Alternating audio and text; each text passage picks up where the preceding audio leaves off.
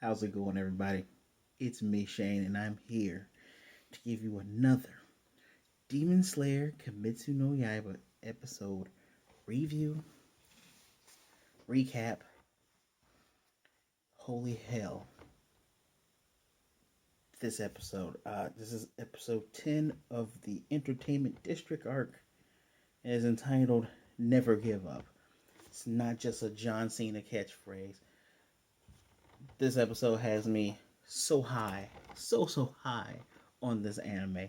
This is comparable to not the last episode of Mugen Train arc, because last episode was the wrap up, the second to last. This has a fight in it that is on par with Rengoku versus Akaska. Like man,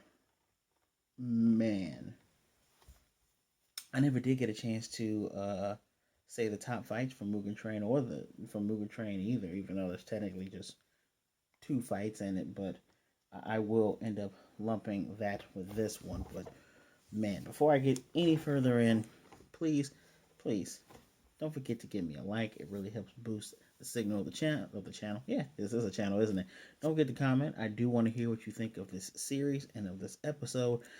And as always, don't forget to subscribe. I'm trying to get to 200 subscribers, and I appreciate each and every last one of you. Don't forget that if you are already subscribed, hit the notification bell so you can get notified of more videos just like this. Um, I do it as long as we can, and next week is our last episode, which will be 45 minutes long. So, as with many things, I do play by plays, which those run up to about 30 minutes because I'm doing a little spice in there. But as with as with many things, if if we get episodes that are longer than 30 minutes, I will do highlights and say the important things that happen in there. I don't know if I'm really going to do a play by play on a longer episode like that, but I will most certainly still cover it. Let's just get right on into it. Look, looks like all hope is lost. Inosuke got stabbed. Looks like he got stabbed through the heart. We have Tengen on the ground with one arm, and I just noticed that he had purple coloring on his shoulders, so the poison has spread even further. And Zenitsu had to push Tanjiro off the roof because that crazy angular multi-directional pink slash attack that Daki had done before that had set Tanjiro off and Nezuko off actually happened again, probably under the direction of her brother. But yeah, it looks like all hope is lost. So he falls down. I thought he broke the Nesco box. He did not break the Nesco box. It just opened up and Nesco rolled out of it slightly. And he's on the ground and Tanjiro said sorry to everybody while he was on the way down. He said sorry Nesco when he hits the ground. And I love that since the Mugen Train arc, Tanjiro's mindscape is that wintry mountainside where they live. It's not necessarily his home, but it is his home. You understand that whole area, and he's able. And I think this is entirely canon.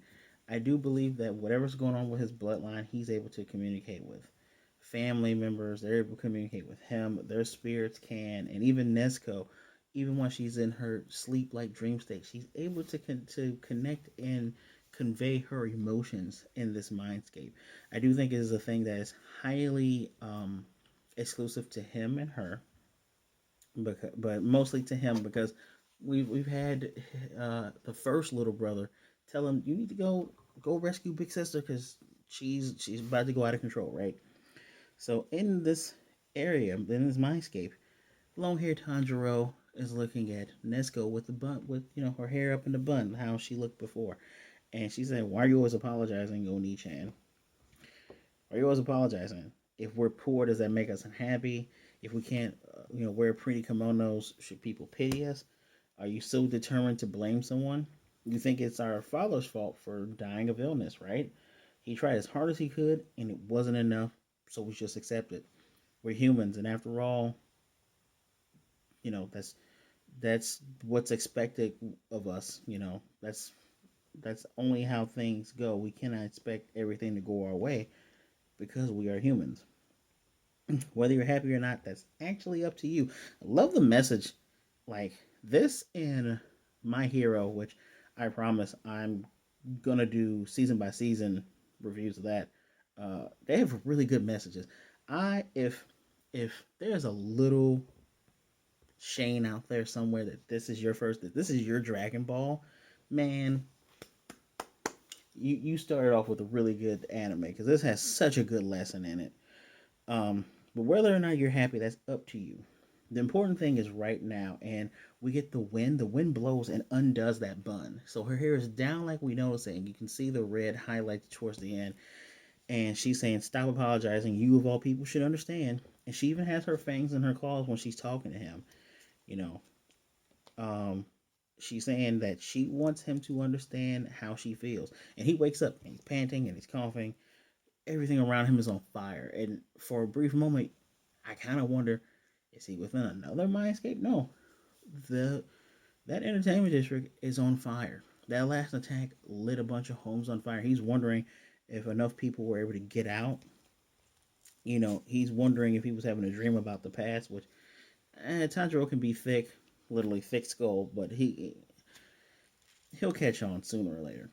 And while he's wondering where he is, he's just like, "This is awful." Again, I told you, he wondered if everybody had escaped, and he looks to his sleeping sister, and he thanks her. And in the moment, he turns around and thinks he has to do something. Gyutaro is in his face, y'all. He is right there. And I'm like, "You're dead, bro. You're dead. What are you gonna do?" And he says, "Man, I'm surprised you're still alive." He calls him super lucky. He's like, not that he has anything going for him other than him being lucky. All the shade. Daki is sitting above them on one of the few homes, the few buildings that haven't been destroyed. And at this point, you can get a real good look at her design. You know, uh, for for most of this arc, they've been highlighting like her outfit being ninja-like, showing being revealing, much like how Uzio's wives are kind of revealing, but you also get to see more so her sandals. I know they have a proper Japanese name. Those giant clogs that they have to practice to walk on. She actually has three prongs on hers, though. That's man, God who made this show. Really good design choices. Really, really, really good design choices. Um, excuse me. He says he actually feels sorry for him. Everybody but him is probably dead. One throws to the boar's heart. He's down. Zenitsu, we see him, and it's such a sad sight. He's like flailing underneath some rubble. Like he's trying to move. And he even says, he's going to leave him there so he can die disgracefully like a bug. And he calls Uzi weak. Said, "How weak was that Hashira?" Said all he had was bluster. And like, my blood is boiling, right? I'm sitting there like, "Man, you were talking a lot of trash." He's like, "The poison got to him and stopped his heart." He said, "So disgraceful of all four of you, especially you." He's speaking to Tanjiro, saying he's in another league of disgrace. And he's like, "Okay, so the person in that box right there, that's your relative, right?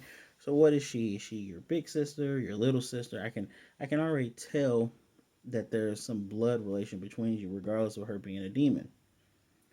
And Tanjiro's wondering, he's like, "Why won't this dude kill me?" And he's like, Tanjiro has no strength left. So he tells him, he's like, "Yeah, that's my younger sister." And he says, "Man, you're a disgrace. You're not protecting her at all." He kneels down, this tall as hell demon kneels down, sickles, just throws the sickles to the ground, and he's like, you're. It only makes sense, you're human, she's demon, you're gonna be much weaker than her. That's all it is. He's like, even so, it's still a disgrace. And he's stroking his head, and it's such a weird moment because he's just stroking his head and his face and saying, you know, being protected by her when you should be protecting her. And this moment's super creepy. It's super scary. And um, he's like, "You've been protecting her devotedly with this hand." He takes his right hand and breaks his two fingers, just snaps them back. They, if you remember My Hero Academia with the purple fingers from Izuku, or as you guys call him, Deku, dude just bent his fingers backwards. And Tanjiro did a good job of not like crying out. Like you see a lot of characters in animes cry out when stuff like that happens. He just, does a deep guttural grunt. And he keeps slapping his head and he's calling him names, calling him a coward and all this other stuff. And, he's goading him saying, yeah, you want to see if you can cut my head off? Go ahead. Come on, cut my head off. And Tanjiro's panting. He's been panting this whole entire time because he's exhausted. And this would be the moment where you would think he would just pick it up and then have this big burst of energy. No, grabs his sword, grabs his sister box, and runs. And that moment shocks both Gyutaro and Daki to the point they're kind of like, what just happened there? Then they just start laughing at him. They're like, how disgraceful is he? He kicks Tanjiro into a burning building, and Tanjiro's dodging the rubble, and he keeps running. And even before the little commercial break, I was like, this moment is utterly pissing me off. He's tripping while he runs, and Gyotaro's on his tail, and he's throwing stuff at him. He throws another bag of incense at him. He's throwing rocks and stuff at him.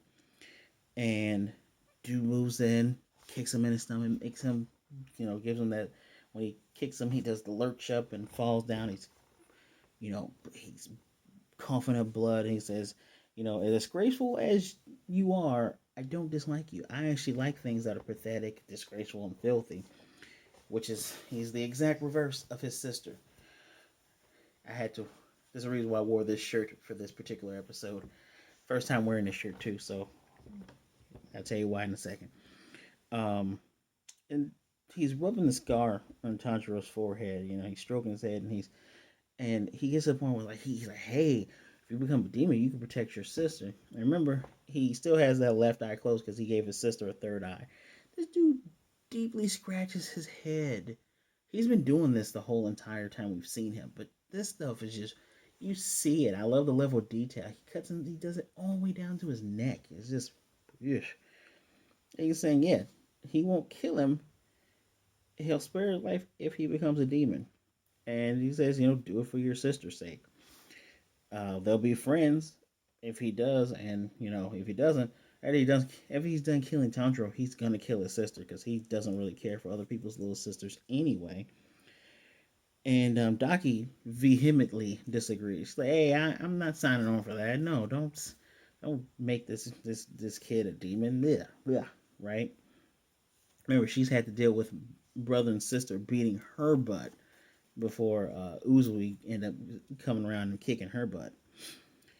And Gyuto continues to taunt him, saying his own weakness makes him bitter, doesn't it? And Tanjiro, he makes a noise and he looks up. He's looking up. And he's saying, yeah, when humans grieve, they look up to the sky so their tears don't overflow. And in this moment, he says, I have been waiting for this moment because Gyotaro's in his face. And I knew this was going to happen. I was waiting for this to happen because I said, is he going to headbutt him? Headbutts him right away. And Gyutaro's like, that weak headbutt's not going to do anything to me, but he's staggering and he's shifting. And then he looks down, he's like, something's wrong with me. And even Daki's like, she says Oni-chan because, again, that is her big brother. She's wondering what's going on. There's one of the kunai, the poison wisteria. By the way, wisteria is an actual tree. Wisteria kunai is in his leg. And he's like, when did that happen? He's like, no, he stabbed me when he headbutted me. He pretended to run so he can go for the kunais. And he threw the scent and stuff so the smell of the poison would be masked by it.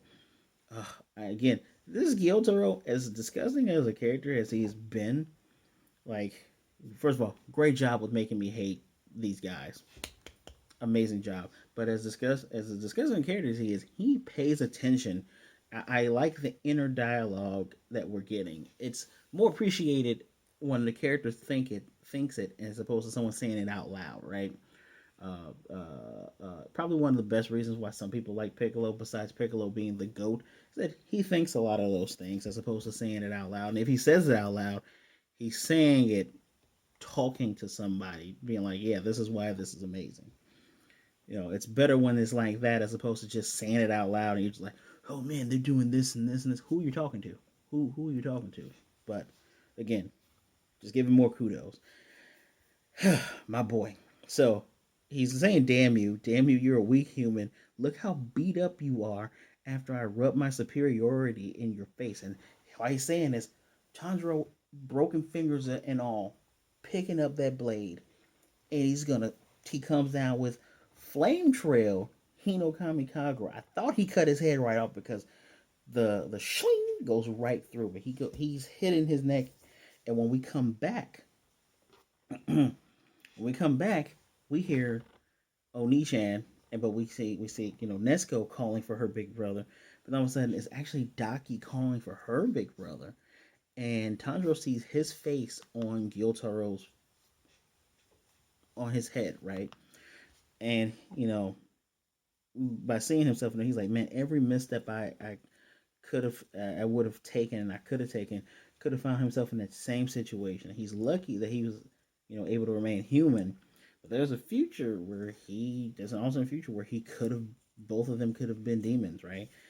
And I had drawn that parallel a long time ago. The moment we found out that Gyotaro was her big brother, and I'm thinking I was kind of wondering to myself why they never did the whole brother sister versus brother sister, the 2-on-2. But I guess we did get a 2-on-2 with the first lower rank demon, the Strings one. I can't remember his name. I just call him Strings or Spiderweb. That guy, we did get a nice little team up there.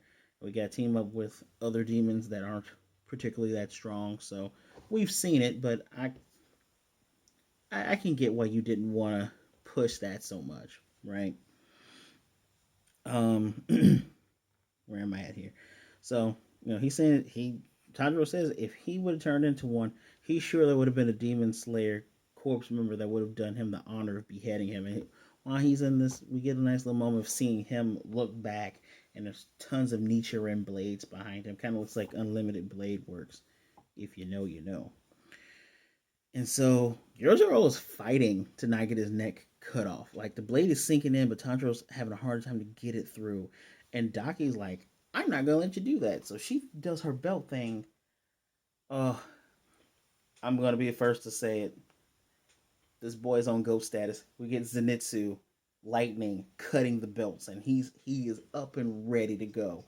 He has moved himself from the rubble, and he's ready to do thunder breathing again, right? Because he's cutting her belts because she's just gonna try to attack him. He's upside down while he's doing this, y'all. Boy, these boys are the goats. He's upside down while he's doing it, and she's like, "I've seen you do this many, many times. It doesn't matter how fast you are. I've seen you do this move." He's doing thunder breathing, thunder clap and flash, godlike speed. For any of you who've ever seen Zatch Bell, Japanese called Gash Bell, remember the Zakardo, the stronger lightning strike, or his Zakiruda, the giant thunder dragon attack? Yes, I remember Zatch Bell attacks. I am a huge fan of it. If you guys have any T-shirts that you would point me to that have Zatch Bell on it, I will certainly buy them.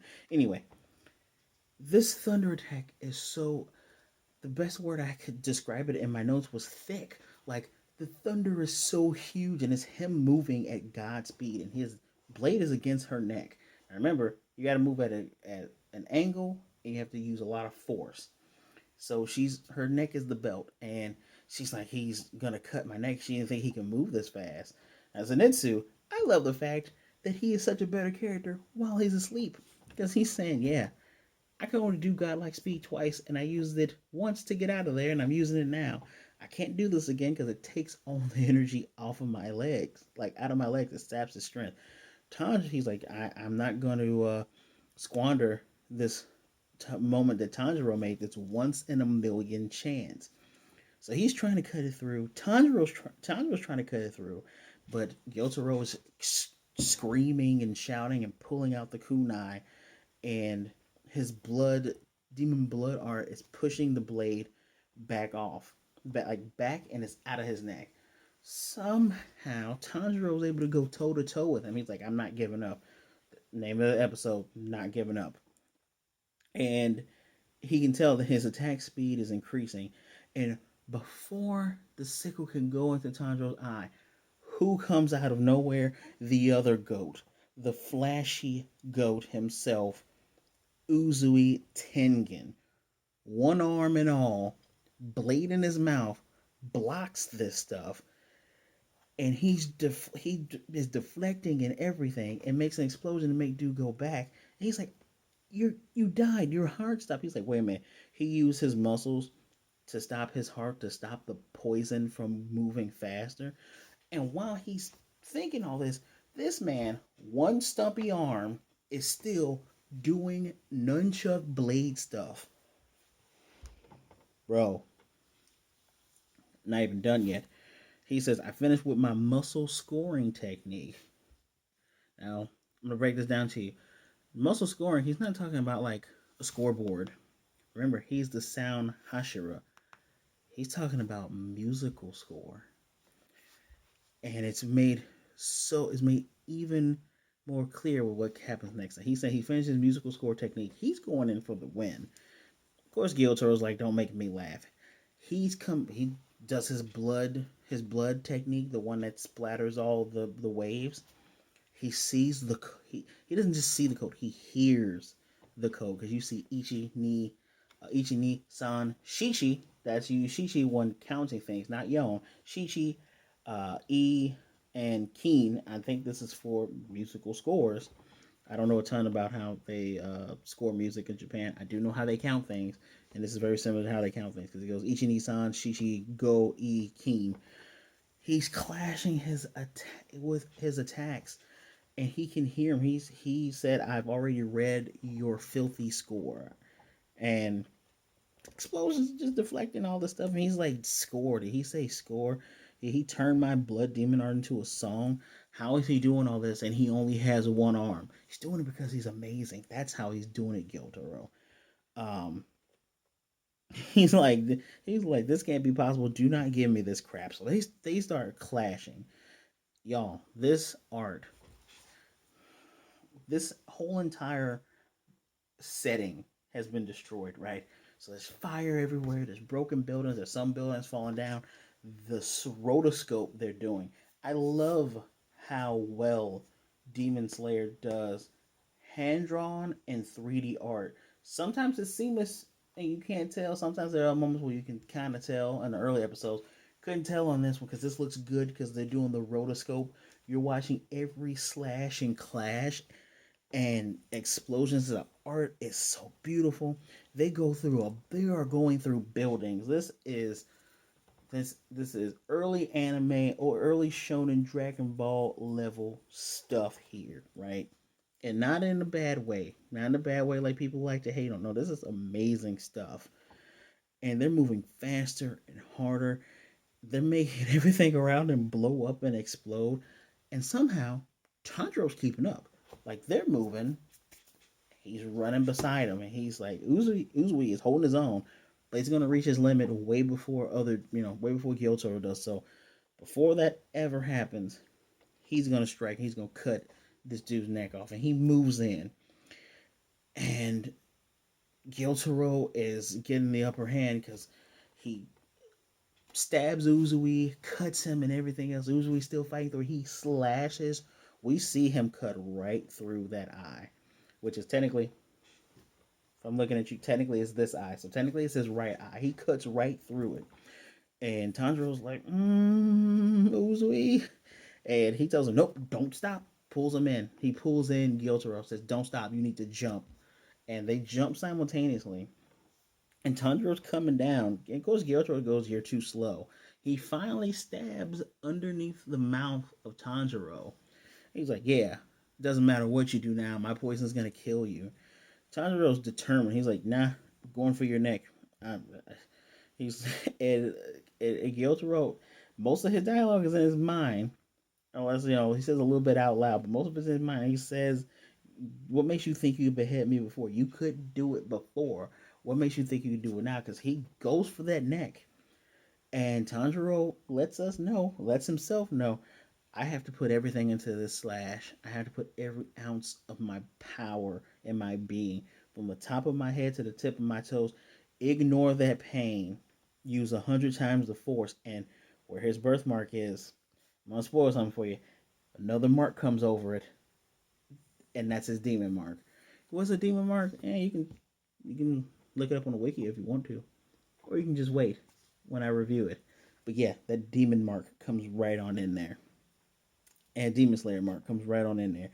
His eyes go white. I'm talking legendary Super Saiyan Broly, Broly from Dragon Ball Super white. No pupils to be found. And his blade is catching on flames, and he's doing it. He's going deeper and deeper into his neck. And mm, mm, mm, you know, I was I was trying to type as fast as I could while watching this because yeah, I hate having to pause it, but for this fight, I was just letting it play all the way through. I was not gonna keep stopping this. He's like, I'm not gonna get my neck cut by a brat like him. No, it can't be. And Zenny is trying to cut his neck, trying to cut Daki's neck, but he can't do it. And she says, "Yeah, I'm gonna cut you now." But while her belts try to come in, they get slashed. It's Inosuke. Blood still coming out of the boar mask and everything. She's like, "My brother stabbed you. How?" He says, "Don't underestimate my flexibility. Shifting the position of my internal organs is child's play for me." And he's saving Zenny, cutting all that stuff. He's like, "I grew up in the harsh mountainside too, so the poison won't work on me either." He slashes at her neck, and they're both starting to tear that fabric. And the the fearful cry that Daki gives to her brother, the Oni-chan, the big brother call she gives, it's this voice acting is done so well because you feel the sense of urgency and the will to not die, to call for your brother for help like she's probably done many times before when things have gotten over her head. Remember, he has a higher body count than she does. And all the boys are pushing to their limits. You got flame, lightning, and whatever, whatever Inosuke has, I guess, boar energy. They all cut them literally at the same time. Didn't have to do it, but they did it. And their slashes go through. And Gyutaro just while his head is about to be cut off, he's like, "I got to do my circular blood technique," but it's too late. Too late. All the heads cut. They're both their heads cut off. They bounce. And they end up rolling towards one another, looking at one another. And the wives see all of it. Hinasuru, she's laying down. Suma says they actually did it. They actually beheaded them. She says, cheer them on, Hinasuru, look beyond the grave. And Makiyo's like, what are you? She slaps her on the back of the head. We get a nice little moment to breathe and laugh. But Hinasuru, she's awake. She says, something seems up and something seems off. Tanjiro is dying from the poison. Like, again, great voice acting. He is gasping. He is in pain. His vision is blurry. And it's, Uzui is telling him it's not over yet. Komodo is not over yet. He's like, Uzui's telling him something. He's like, is he telling me to run? Did I not cut through? Oh no, you cut through, man. You cut through, and Uzui is kind of shows you how we started and where we are now because he cares so much about this kid. Instead of saving himself, he's like, run. He runs, stumping all to grab him, and this guy's headless body does the most massive blood technique. It is like the best thing I can compare it to. If you've never seen Predator or Predator 2 or any Predator movie, the Predator has a move where he can self destruct. If he's about to lose, all right, I'm going to self destruct, blow everything up. That is how comparable that technique was because the blood circulated everywhere. It was such a wide radius. I don't know if Tanjiro and I don't know if anybody survived that. And it was such a wonderfully done moment that you have the redness of the blood particles, you have the embers of the flame, you have the smoke and ash, and they don't cut to the ending. They blend this in with the credits. Pardon me, they blend this in with the credits, and they blend it in with this music, an alternate ending music, and it's absolutely beautiful. Um, and I say beautiful Ufotable, man, you guys are doing great things because as the credits are rolling, the scene is actively changing. Like that red particle from the blood starts to fade away. So that moment that tech that was giving light and all this light, the light is falling to darkness as there's smoke, there's ash, there's ember. Even the smoke is even it's like elements are getting darker, so you can see the embers falling, and it's leaving you wondering: Are you going to show us what happened? No, no, no, no. Episode's over because they still found a moment. They still have a way to do a nin nin, and in the nin nin, we see Tanjiro dying from the poison, and Nesco calls out to him, Big Brother Oni-chan. She's like, hey, you can fight this, and we see it's the Nesco from the past with her hair up in a bun. She's like, uh, Tanjiro, my big brother Tanjiro always has a go-to move that's saved him from many a dangerous moment, and we we have both of them looking at us. Tanjiro can't speak, mind you; he is actively dying. He's so even in this comedy moment, he cannot talk to us. He is trying not to die, and she says the thing that has saved him from countless dangers is his rock hard head that he got from their mother. Mm. Apparently, she heard once that her mother repulsed a boar by headbutting it. And the moment's so funny because we got sleeping little baby, not baby, but little toddler Nesco on her back, and little bitty Tanjiro just looking at his mom. It's so adorable. And we have Inosuke playing the role of the boar, and she headbutts him. He has a little tear circle underneath that boar mask, and you know, so as the episode's ending, of course we see Mama Commando, which big aura vibes if you know about that, and little Tanjiro. Nesco's talking, telling us final episodes called "No Matter How Many Lives." She says, "Big brother, you can do it. Oh, Nichan, I know you can win." And the crying Inosuke from being headbutted by Mama Commando is still funny. Uh, Man, she did have 6 kids. Guess there's not much you can do in the mountains besides have 6 or 7 kids. And raise some really tough warriors. Those first 2 kids are strong as hell. Look, I was saying that just like Mushiko Tensei, every episode of this series builds upon the last. That is also true with this. But I'm sorry. This is the best episode out of this entire arc. I might have said 2 episodes ago was the best episode with, or maybe even last episode with the whole team up attack. And there was another really good episode with the Hino Kamikagura, with the blending, with the breathing blending. All that stuff is cool. This, without a doubt, because it feels like an extension of the Rengoku Akaska fight, right? It feels like this is a redemption for Hashira. Like, nah, you stop saying we're weak just because you've beaten a couple of us.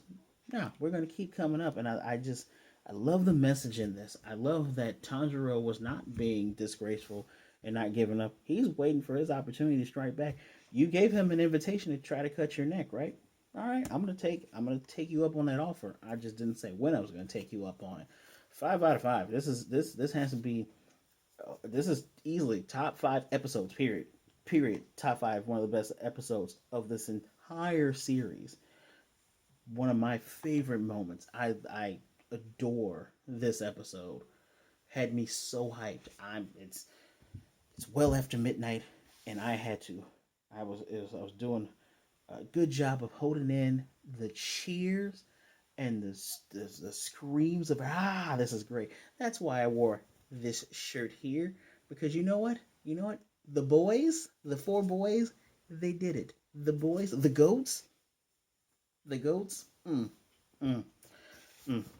Please join me next week as I review the final episode of this arc. I will not do play by play. I will pick moments that are really good, that are worth mentioning. Answer some things that probably need to be answered, like if people lived, if people get cured of this deep poison because they're gonna die. This was really good ninja battle arc. 2 claps.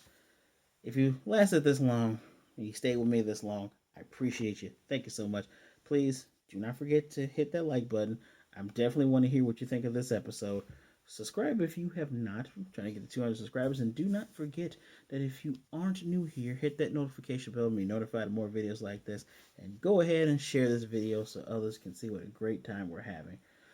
Oh man, this has been a great ride. And this is a treat. This is a treat. Demon Slayer is a treat. I take back any criticism I said about it being anime of the year when it first came out. Yeah. As always, guys, thank you for taking some time out to join me. Please be good, be blessed, wash your hands, wear a mask. Be safe out there. Either way it goes, be good to yourself, be good to others. Do not be a jerk, and I will most definitely see you all next time.